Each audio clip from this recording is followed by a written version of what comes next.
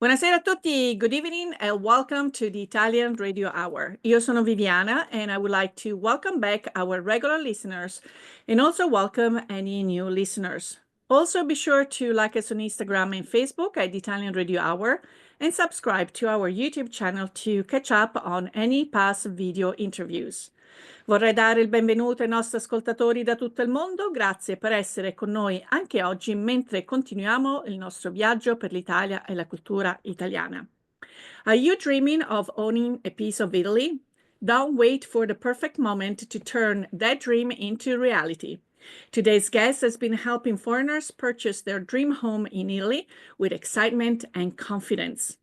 Nikki Taylor is an Australian-born property consultant, transitioned herself from a career in investment banking to embrace the Italian lifestyle, and is now dedicated to making the dream of living in Italy accessible to others by offering a suite of services and comprehensive guidance to successfully navigate Italy's real estate market and even monetizing properties through rentals. You might have seen Nikki in magazines, in TV programs, and she's a 3 times Amazon best-selling author. So stop dreaming, start planning.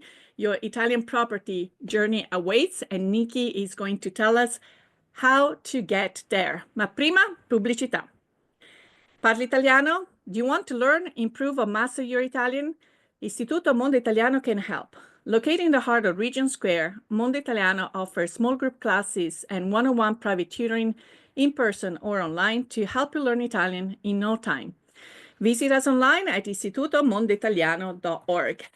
Nikki, welcome back to the Italian Radio Hour. I am so happy to have you.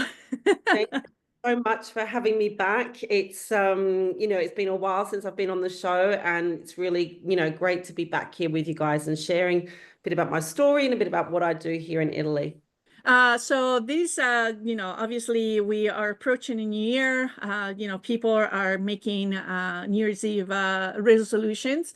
And also at Istituto Mondo Italiano, we help a lot of people processing dual citizenship. And I would say that probably 90% of the people that started to get close to that process, even though it is not necessary to own property in Italy, is because they see themselves purchasing real estate in Italy, a retired home, or some people look into an investment. But before we get into the nitty-gritty of the conversation, let's talk a little bit about your own experience and what brought you from Australia all the way to Puglia. Okay, so I have been in Italy. It will be 10 years on Sunday when I arrived. So the 15th of December, 2014, I arrived in Italy. And like many, when I first went to Italy, I don't have Italian citizenship. I've got no connection to Italy at all. And I went to Italy for the first time in 2001. I went to Florence, and being from Australia, we're a very young country. We don't have that kind of, we have our own type of very multicultural kind of society. We don't have the kind of traditions that you have here in Italy, and the architecture and just, the history and everything. And I was just so awe-inspired when I first went to Florence. I was living in London at the time, and I lived in London for 12 years, and I went back and forth to Italy quite a lot in that time when I was living in London because it was so close.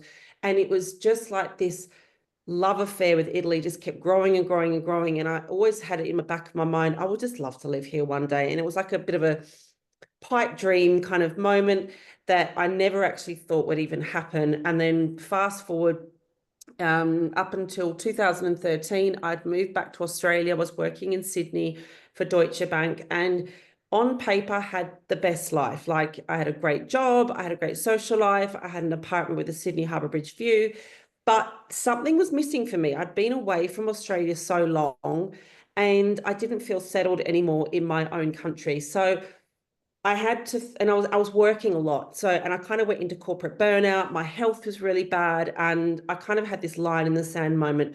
I wasn't single at the time. I didn't have any kids. I had nothing holding me to Australia. I didn't feel settled. And I thought, where do I really see myself? And I started to make some plans. And it was so funny because it was almost like I was out for dinner with a girlfriend in Sydney, and we were at an Italian restaurant. And we were complaining about the dating scene in Sydney, which is just ruthless, right? And I just said, the words just flew out of my mouth. I said, you know what, I might just move to Italy. And it just kind of came out of my mouth. And then I got home and I thought, do you know what? I actually think I could make this happen because I have British citizenship and I moved here before Brexit. Mhm. And I didn't let the small, teeny, tiny, minute detail of not knowing any Italian deter me. I set myself a year to kind of close down my life in Australia, learn a bit of Italian, and then I, packed up all my stuff, sold a lot of my furniture and all my belongings and things like that. And I moved over to Italy in 2014 in December. And I was living in a town called Bolzano, which is in the far northeast of the Also, Austrian you probably heard more German than Italian there. It's more German. And, having blonde hair, they all thought that I was German. So not only was I living in a town where I didn't know German, I didn't know Italian, I was just constantly in a state of confusion. And I was having an aperitivo one day and I saw this billboard for a job written in English. And I got so excited because there was never anything written in English. And it was a job for a real estate agency, a global real estate agency called Engel and Volkers. And they wanted someone to work in marketing, business development, all that sort of thing. And I thought, you know what? I can do this. I can do this. I can't speak Italian. I can't speak German. English, I can do. And I always had a major passion for real estate. I actually worked in real estate as my very, very, very first job when I was in Australia and always love, even now, I will go on property portals all around the world and look at prices for houses just to understand what things cost, what it's going for, all that sort of thing. So combining my love for Italy and my love for real estate was just like a match made in heaven. And I was in Bolzano for 3 years, and as much as Bolzano is stunning, it's like a postcard. It's so beautiful with the mountains. I'm Australian, I miss the beach, and I wanted to be somewhere further south where I could really feel like I was living in the real Italy, because living in Bolzano didn't feel like real Italy to me. And my old Italian teacher in Sydney was from Puglia. And I remember when we first started doing our Italian lessons back in 2014, she said that she was from Puglia and no one knew where that was. Like nobody in the class had ever heard of Puglia before. Anyway, so she says to me, Google a town called Monopoly. And I looked it up and I was like, holy moly, this is just beautiful. So I drove 14 hours in the car, a lot of stopping and starting from Bolzano down to Puglia. And I went to Monopoly and I will never forget this. I felt like I had goosebumps walking down through the old town. I had tears in my eyes and I thought, oh, this is the place. This is the place where I need to be. And all of Puglia has just captivated me. And similar sort of thing, I was walking my dog one day and I came across a sign written in English and it was for a real estate agency. And I walked in and I didn't know they were a real estate agency. They just had this sign out the front written in English. And I walked in and I said, what is it, in my very bad broken English, my Italian, sorry, what is it that your company does? And they said, we are a real estate and holiday rentals company. And I said, okay. I said, well, I worked in real estate up in Northern Italy and I'm looking for a job. And they needed someone that was doing pretty much the same job that I was doing up in Bolzano, down in Puglia. So they gave me the job immediately. And it was there working in that agency. I was there for about 4 years working part-time because I had my child. I gave birth during that time. I noticed a series of patterns that was forming. So I was in charge of all the communication with the English-speaking potential buyers. And they all had the same questions. They all had the same fears about buying property in Italy. How can they trust the agents? How can they trust contractors? Is it safe to send money? How can they know that their investment is going to be protected?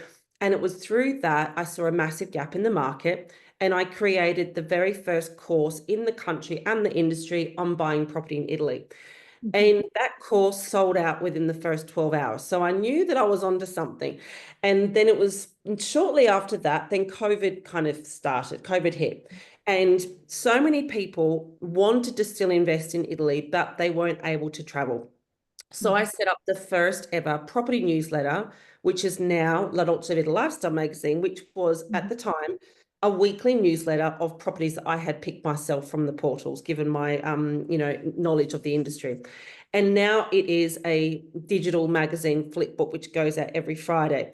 And things started to really take off after that. I've been fortunate enough to be featured in Forbes and Entrepreneur magazines. I've just finished my third book, The Bumpy Road to the Dolce Vita. And I was so fortunate to kind of fulfill a bit of a dream that I've always had, was to appear in House Hunters International a few times, and also Mediterranean Life HGTV. Yeah, and actually, I was spending my afternoon yesterday viewing those videos because, at some point, probably not too far in my and my husband's horizon is indeed the acquisition of a property in Italy, and I'm going to share my story of this past summer because I was Rome bound for family reasons, and you have to kind of kill time.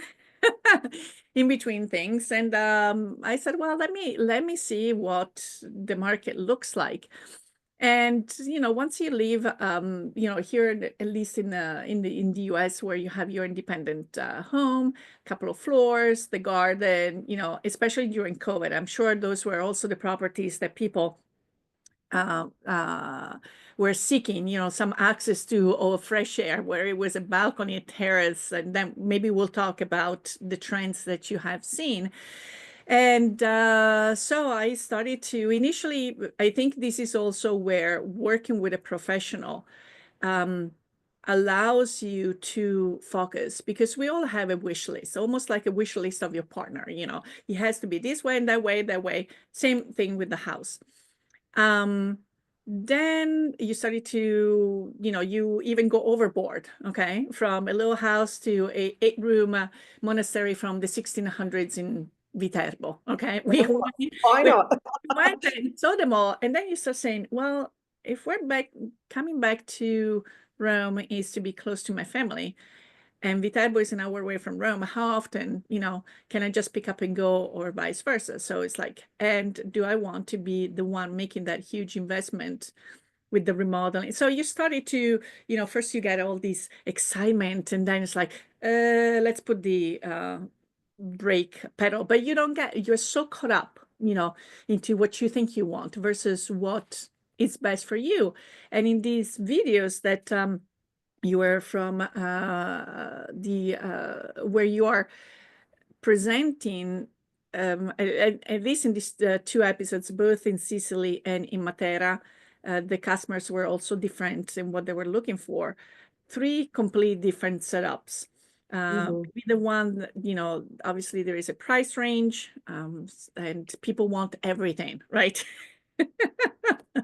So trying to show them, okay, at this price, you can get this if you want A, B, C, and D, but if you're willing to go, I don't know, 5 miles out of the city, you get more for your bank. But it really takes a lot of understanding who do you have in front of you, and kind of let them also simmer on what they think they want, right? Do you find that to be kind of also building trust in what you're going to show them, and eventually is going to satisfy, and is going to, they're going to be able to tick some of those boxes that they put on their list. So if we can kind of step back, people are coming to you constantly, okay, with this checklist. So what is the process? So how do you start? Do they come completely like anywhere in Italy is fine, or are they a little more? It's like it must be within this town, or you have some flexibility to open up their horizon to other locations?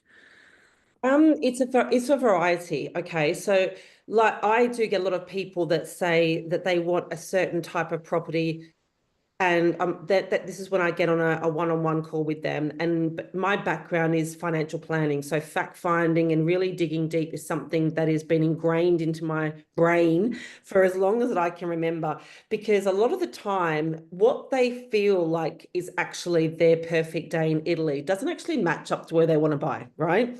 Or they may have unrealistic expectations surrounding transport and wanting to be in the countryside, but not wanting to be isolated, or in the countryside and walking distance into town. And anyone that wants to buy in Italy, or even in Puglia, I use this as a great example. You go 500 meters out of town and you're in the sticks, like you are in the countryside. So it needs to be It's some in perspective. Australian terms. Yeah. Oh, sorry, I should say in the sticks. This is an Australian term for in the middle of nowhere, basically. So it's very interesting. And then there are some clients who are laser focused on where they want to be. However, they're not realistic with the price point. Mm-hmm. So I saw something the other day, and doing research is really, really important prior, because I see a lot of posts in the Facebook groups, and there was someone that posted the other day saying they wanted a villa 100 meters from the sea on the coast from Puglia, with no restoration required, and they didn't want to spend more than 100,000 euros. And I'm not saying, oh my They God, forgot his zero. They forgot his zero there. if I find that unicorn house that you're describing, I'll buy it myself. So you do get a lot of variety, and I do get a lot of people that come to me with the idea of this, the €1 homes, which I'm categorically against, because it's just like, Let's a little bit explain what's the setup of this €1 home, because there are also some age requirements that people seem not to read. These are not just they're properties that the city, the town, they want to not just restore the house, bring life, bring business to that. So there are some requirements to fulfill in addition to the renovation. Can you maybe elaborate and well, I think there's been a lot of media surrounding the €1 homes, and it's a great marketing tactic, but there's so many hidden costs. Like, the property isn't €1 for a start. There you go into some sort of like a bid, and then by the time you pay notary costs and all the things, and also the restoration. And not just that, it's the restrictions of having to do it within a certain time scale. You have to be living in the house as your main, permanent residence. So anyone looking to Airbnb it, it's not possible. However, thinking about Airbnb a property in a town that's, with not much going on is not the wisest investment move at all. But then if you think about from if you had to sell the property down the line and you've spent, 50 to 100K in restoring it, would you ever get that money back? It's very, very unlikely. So this is another reason why I set up the magazine, was to kind of showcase there are so many beautiful homes in Italy, and we have a less than 50,000 euro category that are turnkey, that are habitable, that are not with all these restrictions, that you can Airbnb them, that you can, live in a town with services. And I really feel that, education is a big, big, big part of what I do. And I'm really passionate about educating people and showing them, there are so many different things that you can look at if you've got less of a budget, rather than pretty much getting your life savings and putting it down the toilet with buying a €1 home. Yeah, even because again, this is might be a life-changing experience. People think about retirement, or they saved up, so you don't want anything to taint that excitement. Italian bureaucracy does already its part. So indeed, I believe that the education, and also because sometimes the rules change, where attics are turned into apartments, or all of a sudden you see a swimming pool popping into someone's backyard, and when you buy the property, you're more focused on having the swimming pool versus digging out the paperwork. Is that swimming pool register? Have you ever found yourselves in having to these are situations that might happen, right, Nikki, where It happens a lot. It happens a lot. It's called a casa abusiva, which means that properties have been extended, modified, pools put in without the thought process of getting planning permission. And I do come across this a lot. And at the end of the day, I mean, I'm going to give you a great example. There's a friend of mine that bought a house in Puglia, not with my guidance, because if she was working with me, this never would have happened. However, she bought a property, and the estate agency and the notary in cahoots, and now she's trying to sell the property, but the property doesn't exist on the map. Oh, wow. That's And that bad. Mhm. no, nothing on the map of that project. We did a Google drone search of the map of where that house is. Nothing there. So she's either going to have to try and sell that to someone that doesn't care that they're Mhm. buying a house that is 100% illegal, Mhm. or she's going to have to hang on to it Yeah. herself. Yeah. And Yeah. unfortunately, this sort of stuff happens quite a lot. And I do come across this, and this is where people may not want to work with me, and that's totally fine. But I try to educate as much as possible on my platforms, in my Facebook group. You have to have a geometer or a surveyor that is not linked to the estate agent. You need to have a lawyer or that's not linked to the estate agent, a good notary, that you've got independent advice, Mhm. someone that's not involved in the sale, which is the real estate agent.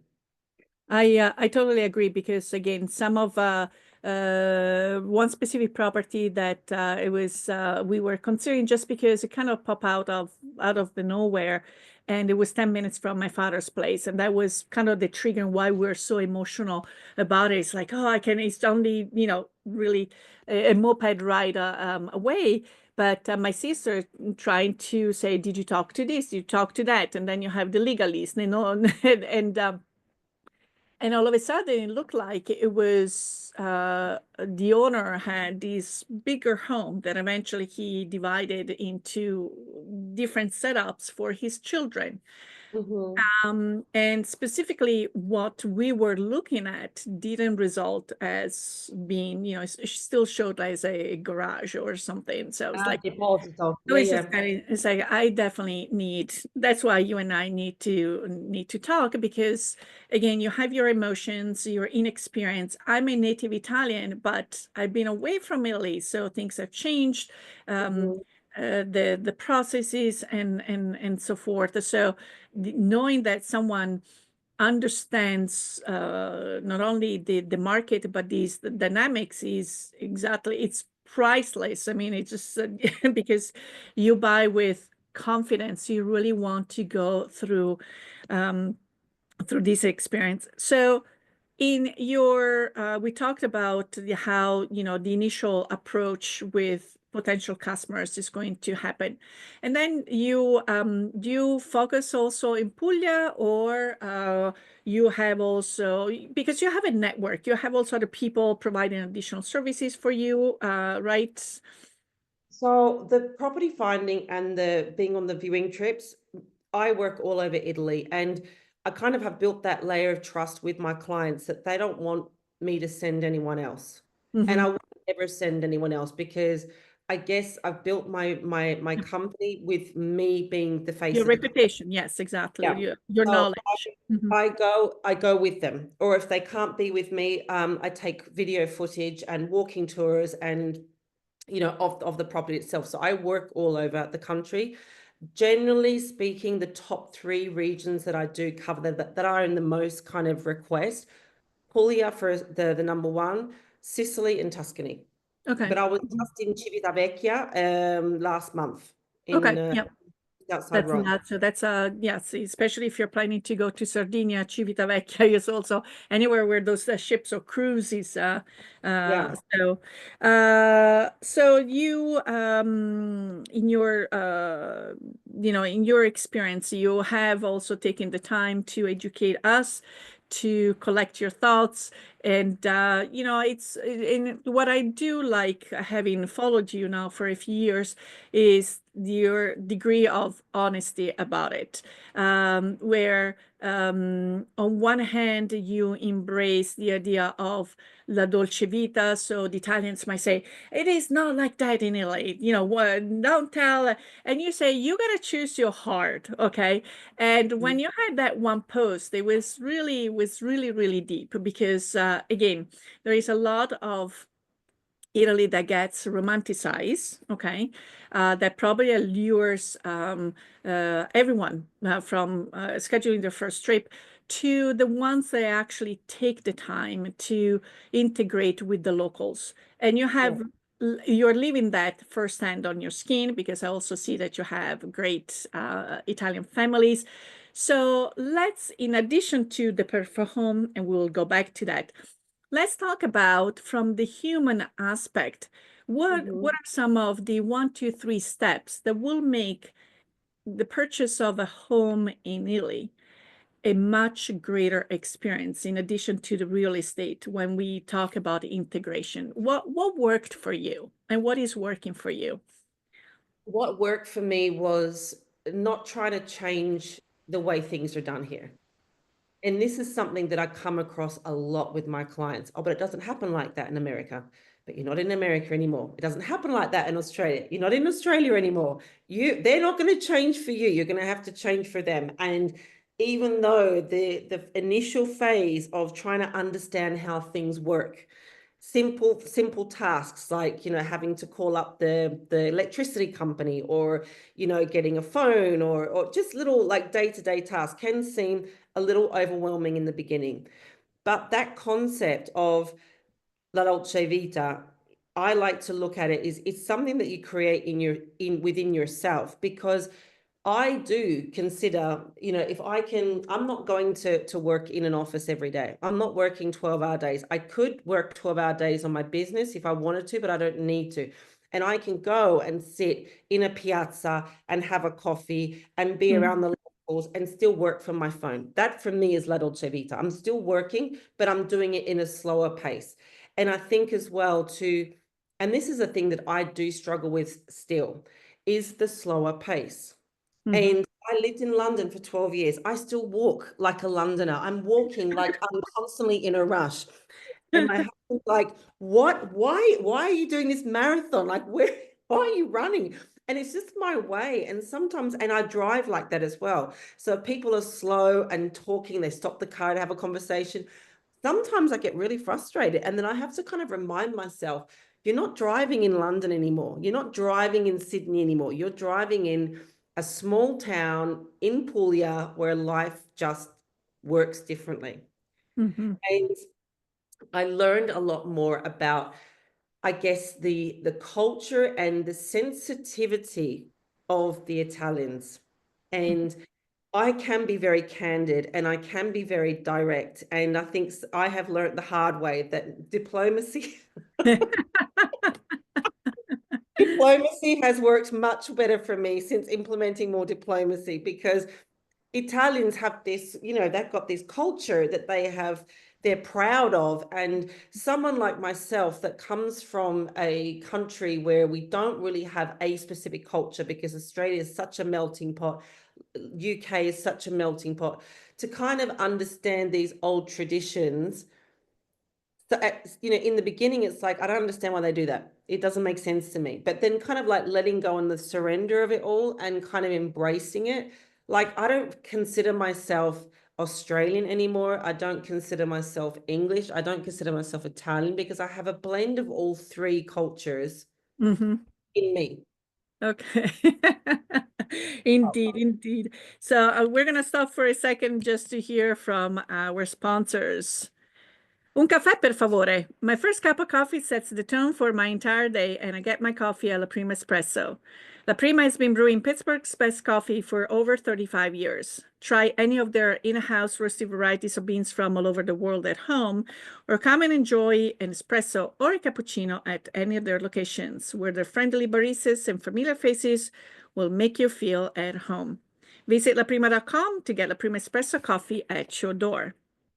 Buon Natale for Woolies! This holiday season, make your Feast of the Seven Fishes unforgettable with the freshest seafood in town. From succulent shrimp and tender calamari to the finest bacala and clams, Woolies has everything you need for your holiday traditions. Plus, let our expert butchers find you the perfect cut for your holiday feast. From juicy prime rib and tender filet mignon to fresh hams and a holiday roast. Visit us in the strip or give the gift of fresh seafood by visiting woolly.com for nationwide shipping. So we're getting into, yes, I'm getting hungry by just reading these commercials, but let's talk a little bit again, the culture in Puglia. So you said you're kind of a citizen of the world. You have 2 children. How old are they?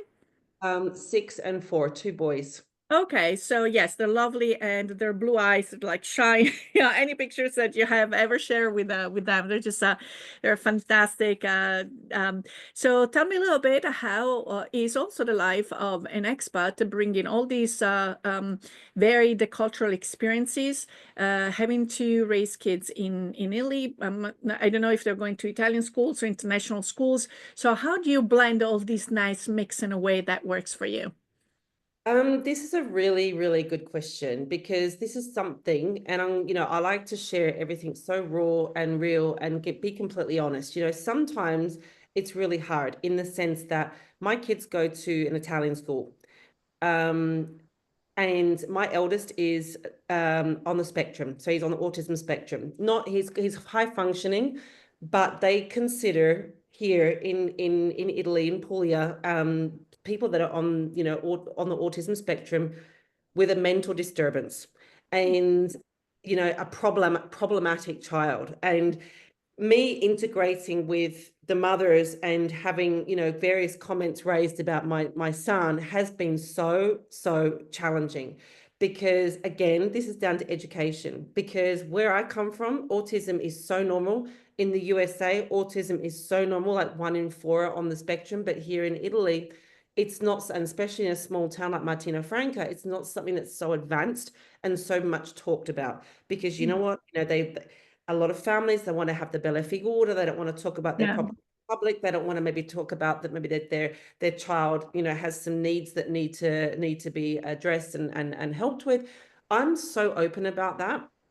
And I must say, I do struggle with that, because I'm proud of my son in every aspect. He's an absolute genius. He's a beautiful Absolutely. soul, but he Mhm. has his moments, right? And when he has his moments, it's talked about like that's the kid with problems. And we had a meeting at the school the other day, and I said, I don't want my son being talked about as the kid with problems, because this creates prejudice.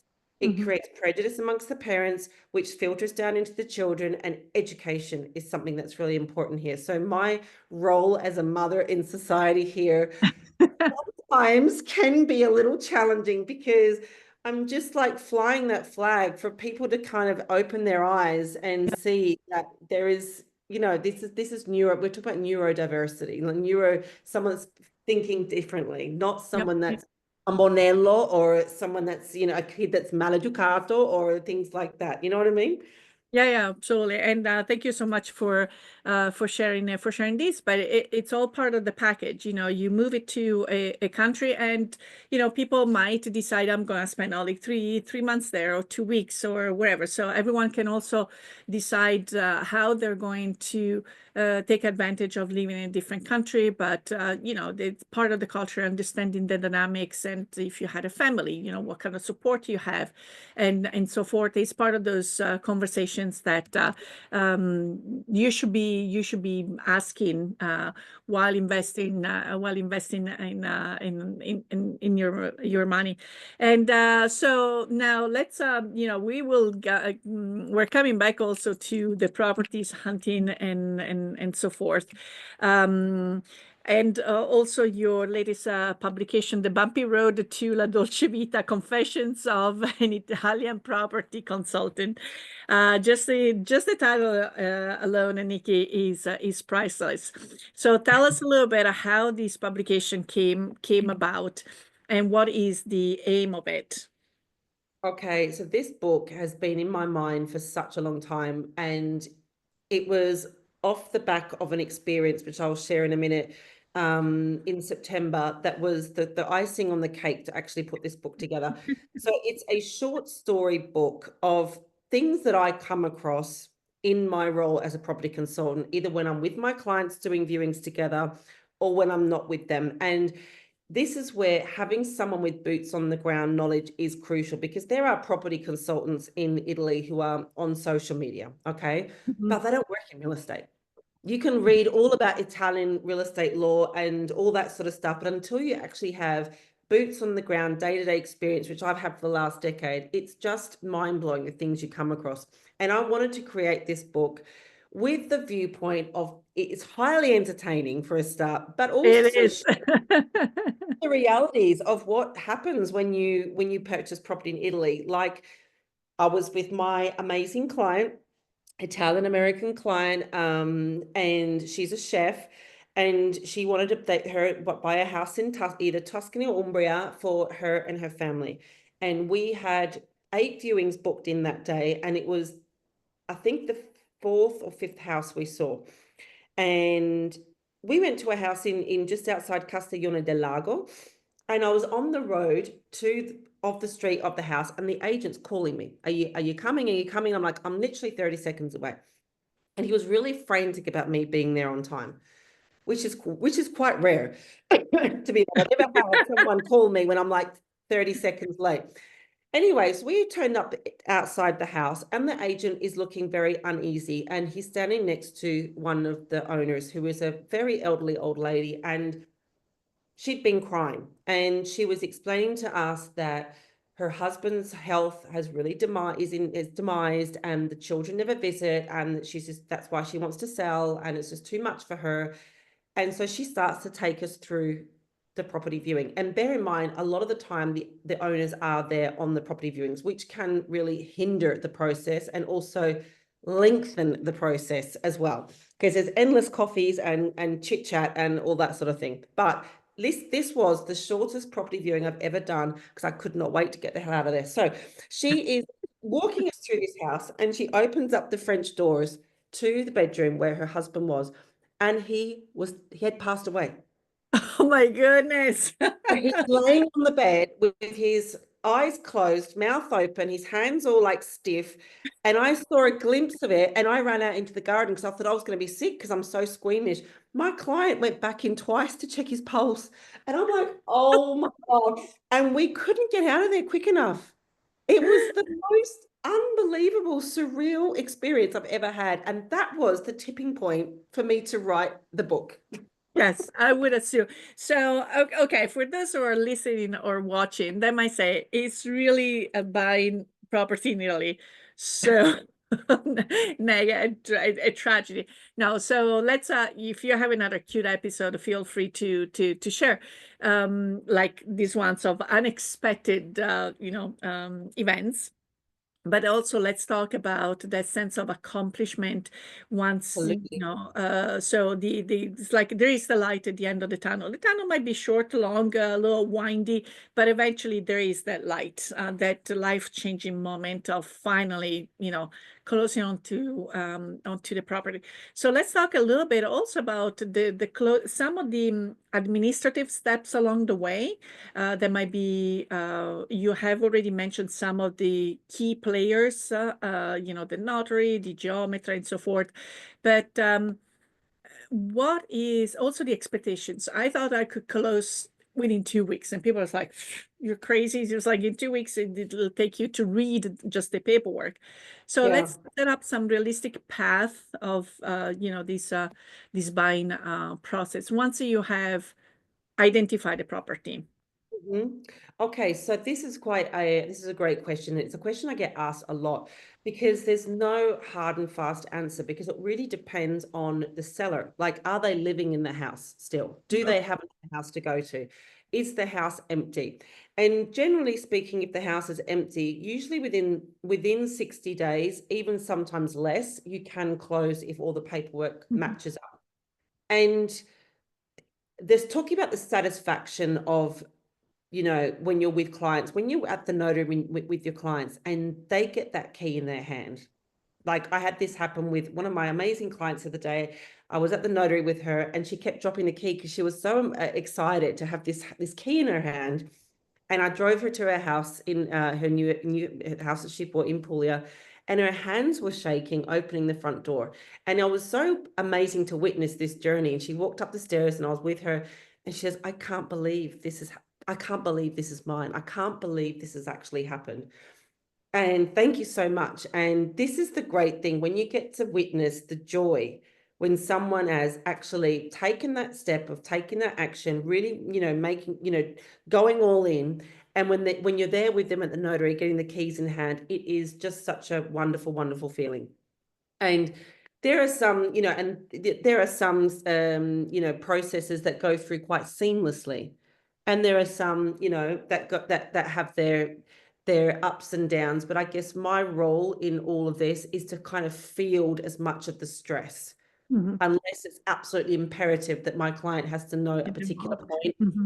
Mm-hmm. I kind of take on You all of you that. you are the what do you call it? The punching bag. You I'm get the punching bag. Yeah, I'm like the firefighter putting out the fires. yeah. I want it to So be an enjoyable experience for them. exactly, exactly. So here we're talking about your like property you will be buying for your personal use. Let's talk about also a very common trend, how to create a passive income by Hmm. buying a property that you can rent throughout the year. So I would assume that this is becoming also a very popular trend. What have you witnessed? What have you observed? Yeah, absolutely. I think I mean, a lot of people, they Puglia has become the most in demand area for overseas investors. It surpassed Tuscany for quite some time because Wow. they're seeing the demand for the tourism in Puglia isn't slowing down at all. And the thing that is attractive about Puglia is a bit of a double-edged sword, though. Because of global warming, our seasons have gotten longer. So our Mm. winters are very short. Like last two Christmases, people have been swimming in the beach in Polignano Mare because it's not been Yes. cold. In like Mhm. 23 degrees Celsius. Not sure what that is in Fahrenheit, but it's warm, like it's not Christmas cold Christmas weather. And from a like investment perspective, you're kind of getting nearly all year round tourism. Mhm. Obviously, it's tapered out because of depending on the what month, but people want to come to Italy to kind of switch off and staccare. Well, no, I can't even remember the Yes, kind of unplug. unplug. Yeah, Unplug. unplug, Let's say. unplug from their life, and Yeah. they want to have this investment property where they can rent it out for themselves, Yeah. rent it out and earn a good money off it, but also Mhm. come here in their vacation time and embrace that slow culture, embrace the vita lenta, and you know close themselves off from their day-to-day lives wherever they're based.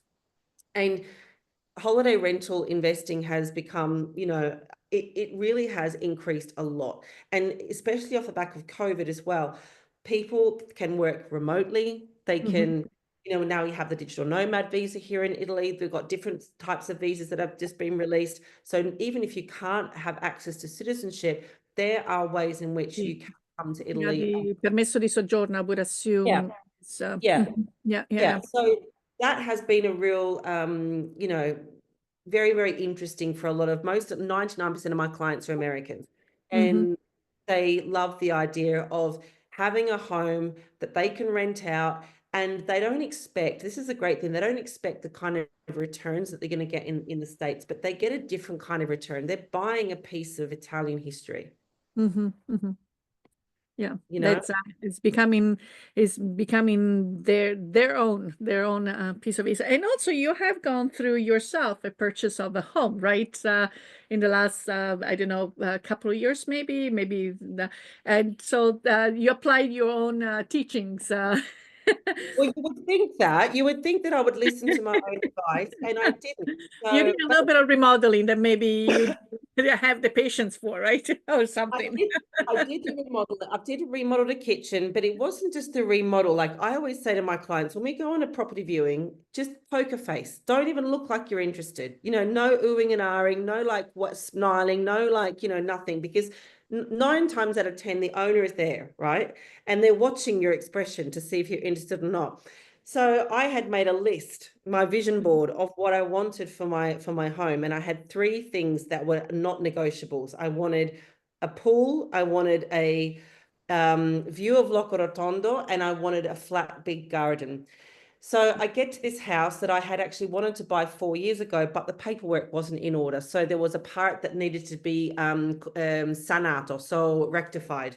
Yes. And I went into this house and I had all the oohing and ahhing. I had all the smiling. I was like nearly crying because I was so excited by it. And of course, they put the price up. So that was also, don't wait for the perfect time. Just at that point you had to act upon it, right? Because people might also wait for that, and then Oh, I had total FOMO. I had total FOMO. I was like, okay, and they had me back and forth with my bidding against someone else for 2 weeks, and it was the most awful 2 weeks of my life because I couldn't eat, I couldn't sleep because I wanted that house, and now I've got it, and I'm grateful every day to live here. Mhm. So we are getting into, closing our lovely conversation. I'm going to share your website, which is Italy propertyconsulting.com. I'm actually going to share it right now because also the opening pictures might want to just to get on a plane or get on a phone or email and get hold of Nikki. But you provide a lot of useful information. So from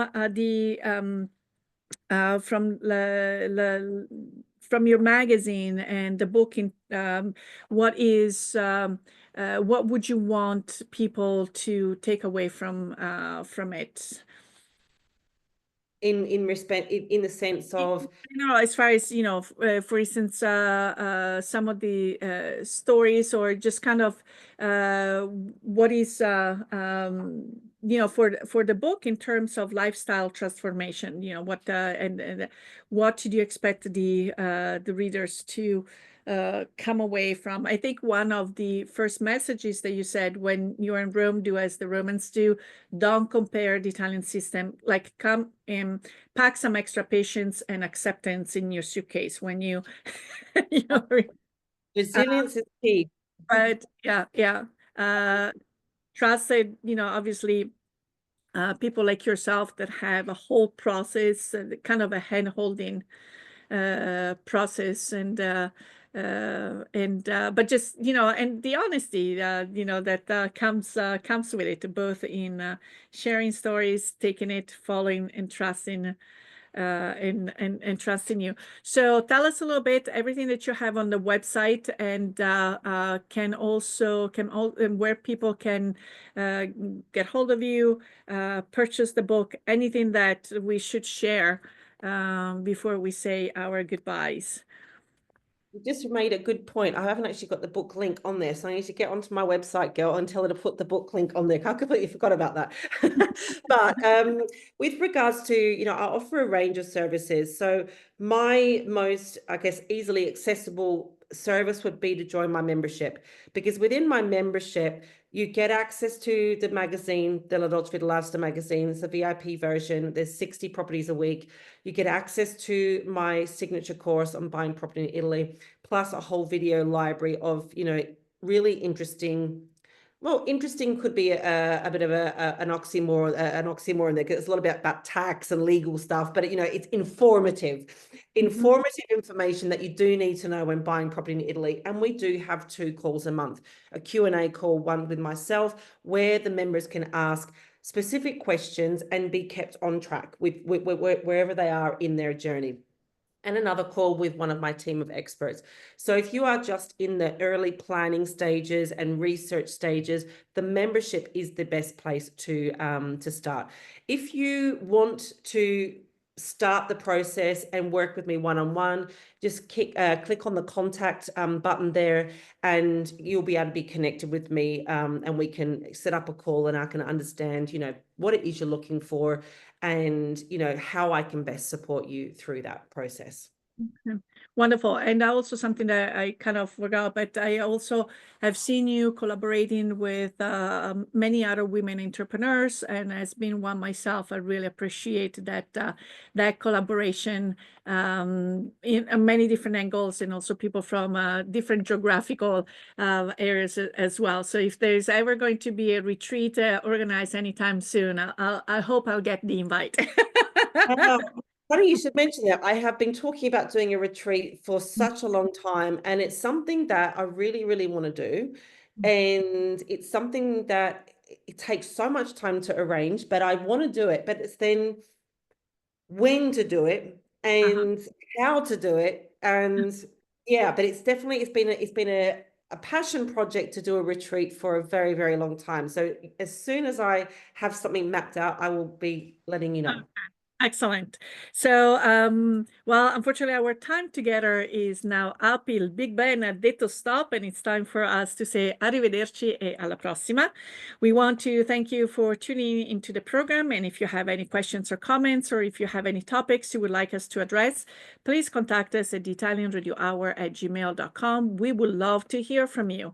And remember, if you or any of your family and friends have missed a prior episode or would like to listen to this episode again, subscribe to the Italian Radio Hour on YouTube or where you catch your favorite podcasts. And I would like to thank so much my guest, Nikki Taylor, for sharing everything about, well, everything at the beginning of how to start looking into buy property in Italy with confidence. That she is a great resource. As she will handhold, from start to finish and take you to the finish line with great excitement.